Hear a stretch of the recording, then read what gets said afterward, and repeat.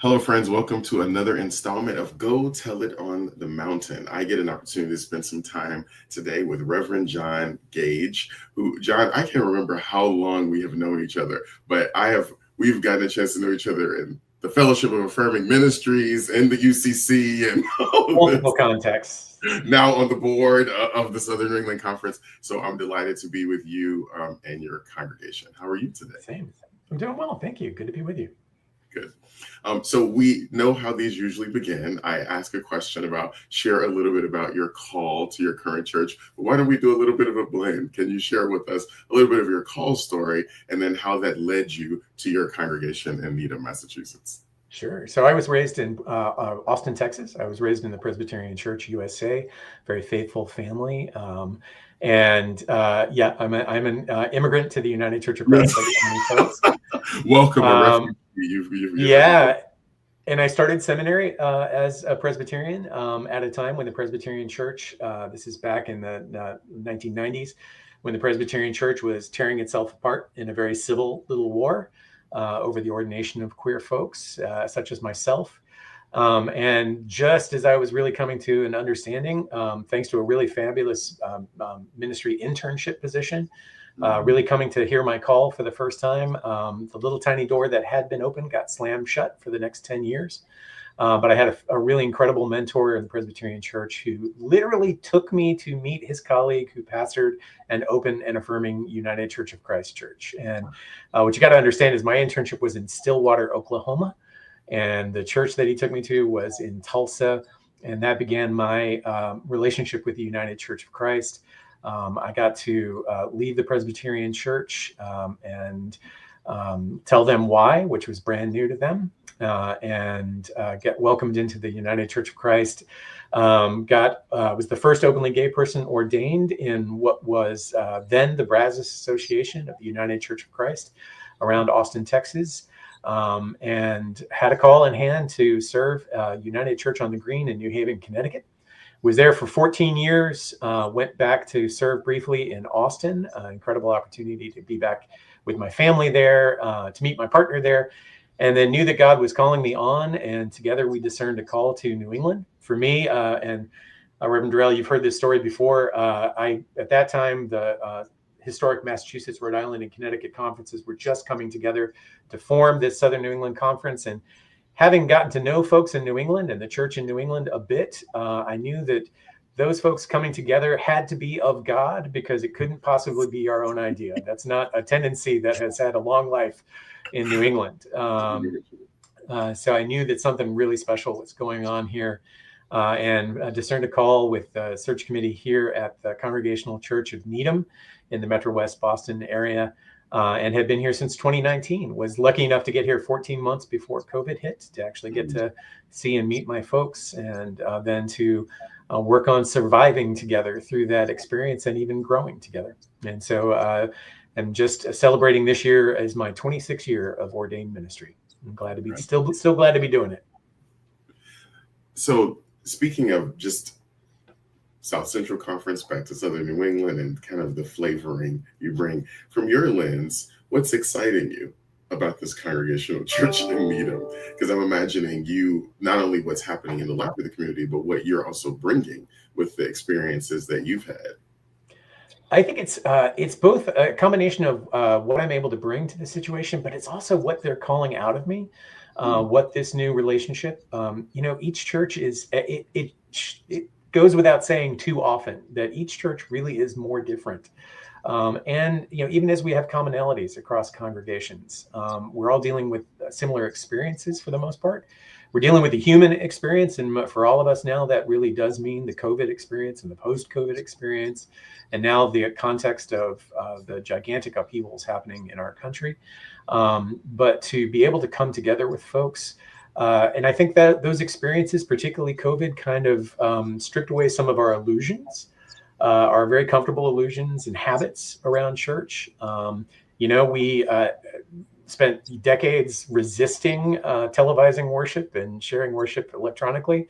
And suddenly in the space of about 3 weeks, we did that here and continue and finding things that, I like to say COVID didn't do anything good.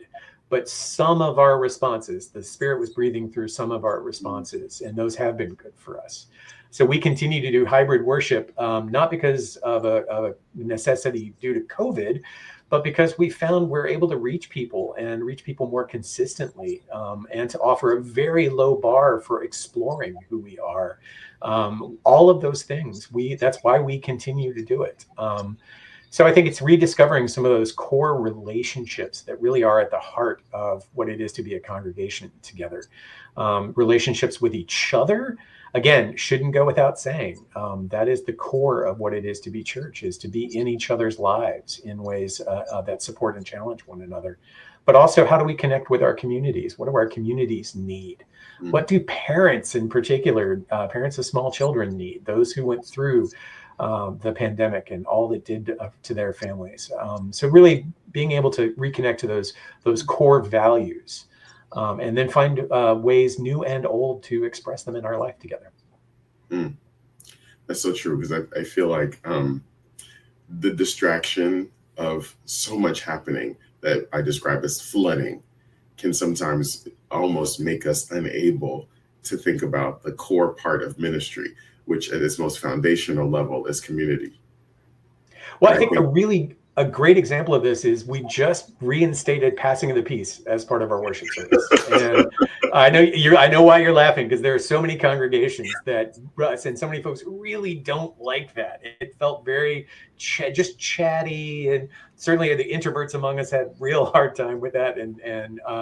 But we've reinstated it because it comes to us in a new context. And the way I introduce it is, I said, this is not just saying good morning to one another. This is an ancient practice of the church to offer the peace of Christ. And I say, it's a deep, strong, and abiding peace that it's been to the cross and beyond, for love of the whole world and for each of us. And who among us in this moment could not use a little more peace? And the minute I said that, I saw heads nodding all around the congregation, and we're back to doing that. And I think we're doing it in a new and more life-giving way. Now, it may not stay that way. Habits are habits for a reason, but for the moment, we're really enjoying that. I'm enjoying that. Yeah. Well, I laugh because I think it's the sign of peace is one of the often overlooked missional parts of ministry, which you so beautifully touched, particularly from minoritized and marginalized groups, to come into a space and have someone see you, greet you, welcome you, and offer you the peace of Christ, or however they say it at their church.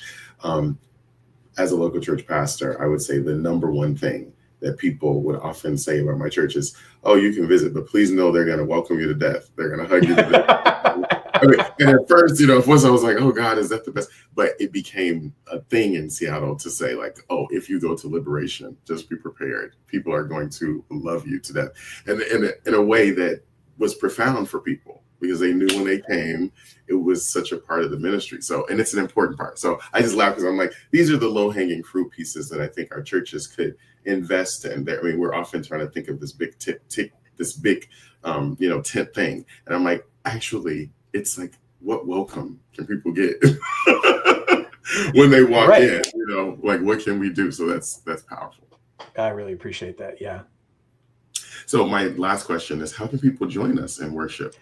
Sure. So I said we are operating both on-site and online, both of which are in person. I've worked really hard to learn that language.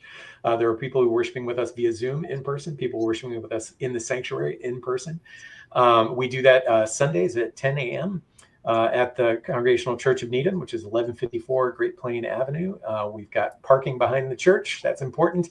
And we're about to have an elevator, which I'm so excited about after 10 years of working on that. We're also, like I said, available online via Zoom. And that connection information is always posted on the front page of our website at www.needhamucc.org. Thank you, John. For those of you who continue to find out how can your congregation be active in the world right now, then I ask you to go to the Take Action page at smeucc.org. take action. So you can see that scrolling here at the bottom. Also, depending on which social media platform you are viewing this on, if it's on Facebook, right above John and I, you'll see a link to the mission of the Congregational Church of Needham, as well as a link to click on. If you're looking at this on Instagram or TikTok or something of that nature, it will be below. Irrespective, we ask you to learn a little bit more about this faithful community. And if you are available this Sunday, join us for worship. God bless. Please Thanks do. a lot, John. Thank you very much.